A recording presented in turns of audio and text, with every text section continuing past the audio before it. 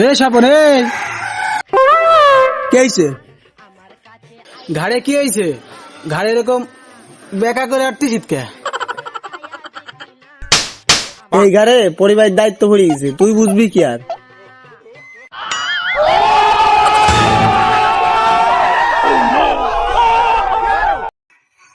এই কি হয়েছে?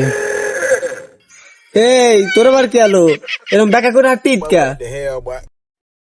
আমারও দায়িত্ব পড়িছে ভাই। এই তা তোর দায়িত্ব বলি তো এক গার কুজ হবে, দুই গার কা? তা তুই বিয়ে করেছিস? না। আমি বিয়ে করেছি, জানিস তুই? হ্যাঁ, তা বিয়ে করিস, তা কে হইছে? তা কে হইছে? এই ঘাড়ে পরিবার আর মা বাবার দায়িত্ব, আর এই ঘাড়ে বইয়ের দায়িত্ব।